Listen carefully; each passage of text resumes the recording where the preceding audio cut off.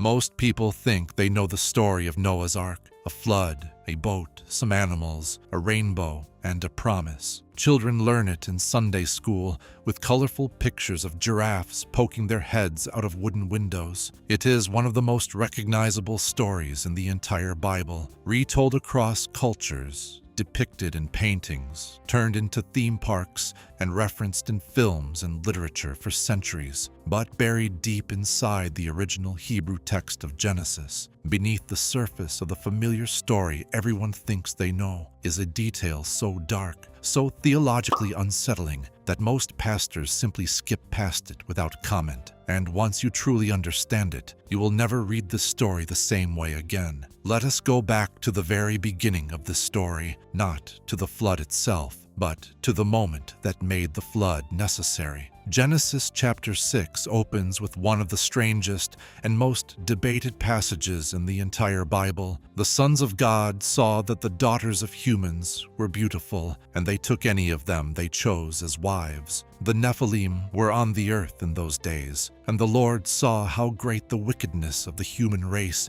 had become on the earth, and that every inclination of the thoughts of the human heart was only evil all the time. Read that again. Not mostly evil, not frequently evil, every inclination, only evil, all the time. This is not a description of a society going through a moral rough patch. This is not a description of people who were confused or misled or struggling against temptation. This is the description of a species that had become, in its entirety, irredeemably oriented toward evil in every thought, in every motivation, in every plan. The corruption was total. It had penetrated to the level of internal impulse, the level of thought before action, the level of desire before decision. God looked at this and was, as the Hebrew text puts it, grieved to the core of his being. The word used is the same word used to describe the deepest kind of human pain, not a mild disappointment, a wound in the heart of God. And he made a decision. He would wipe humanity from the face of the earth, not just the adult criminals, not just the corrupt leaders. Humanity, men, women, children, animals, birds, creatures that moved along the ground. A complete reset. But then,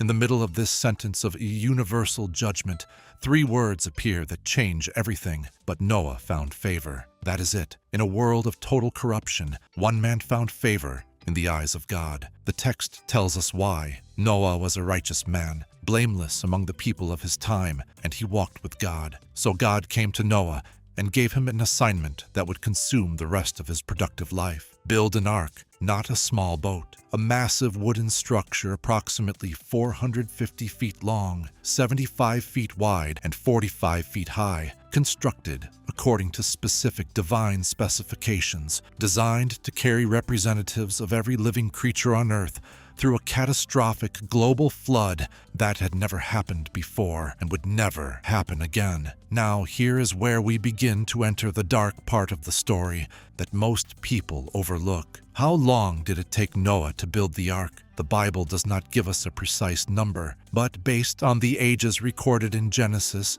and the timeline of events, biblical scholars estimate the construction period was somewhere between 55 and 100 years. Some calculations place it closer to 75 years, 3/4 of a century. Think about what that means in human terms. Noah was not a young man when God spoke to him. He was already 500 years old, though in the pre-flood world, lifespans were dramatically longer. He spent the equivalent of multiple modern human lifetimes cutting wood, hauling timber, measuring and fitting beams, waterproofing with pitch, constructing interior spaces for thousands of animals. And while he did all of this, while the years turned into decades, and the decades stretched toward a century, the people around him continued their lives completely unchanged. They ate, they drank, they married, they planted crops, they built homes, they raised children, and watched them grow up and start families of their own. And every single day, right in the middle of their normal lives,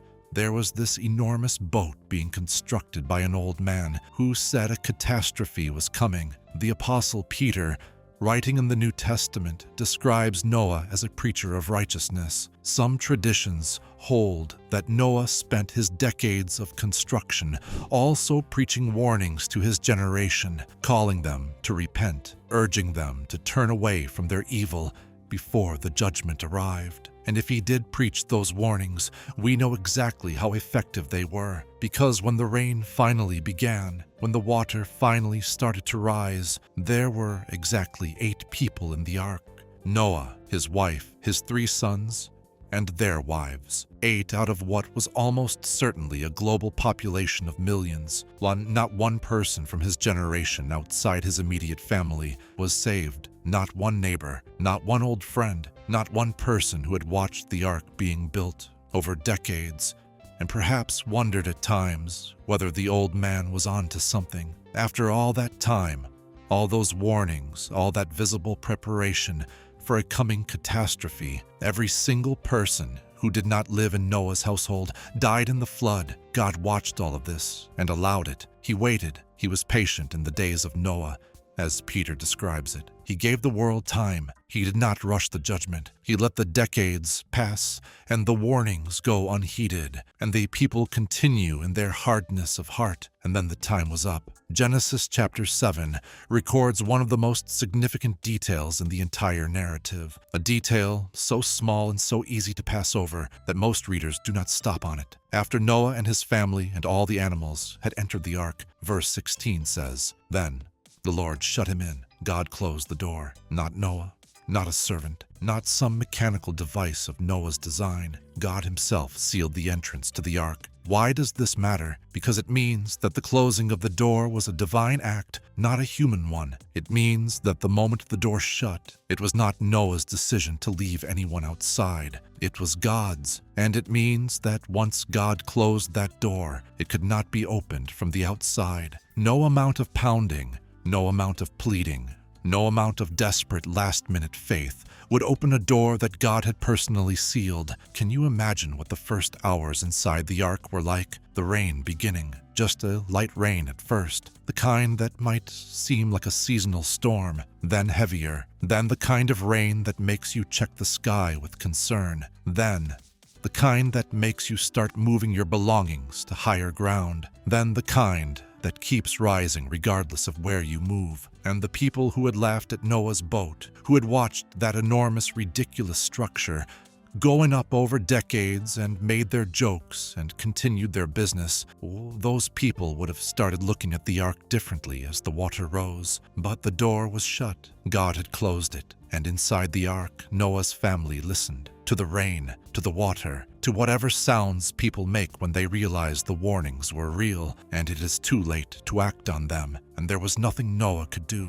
There was nothing anyone could do. The door that God closes, no one opens. The flood lasted 150 days before the water began to recede. Noah's family was in the ark for over a year before the earth was dry enough for them to emerge. When they finally came out, they stepped onto a world that had been completely washed clean of everything that had existed before. Every human structure gone, every road, every city, every field, every garden. Just a new, wet, silent earth with 8 survivors and a sky full of clouds breaking apart into the first rainbow. God made a covenant with Noah in that moment. He set his bow in the clouds as a sign that he would never again destroy the earth by flood. He blessed Noah and his sons and told them to be fruitful and multiply and fill the earth again. It is a beautiful ending to a horrifying story. But the warning inside the story does not disappear because of the rainbow.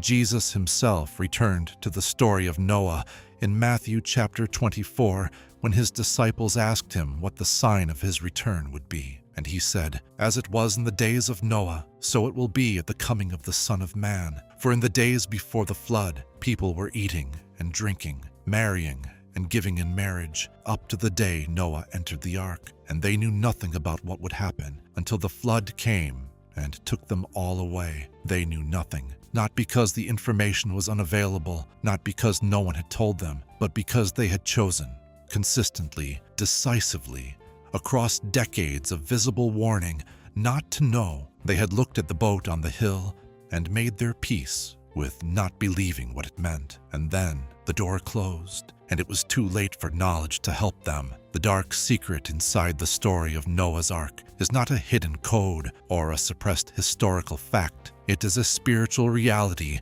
that runs through the entire Bible like a thread. There are moments in history, in individual lives, and in the life of civilization when a door is open, when the warning is being given, and the ark is visible, and the choice is still possible. And there are moments when that door closes, not with cruelty, not without warning, but with finality. And what determines which side of the door you are on is not your intelligence. It is not your goodness compared to others. It is not your religious background, or your family name, or your position in society.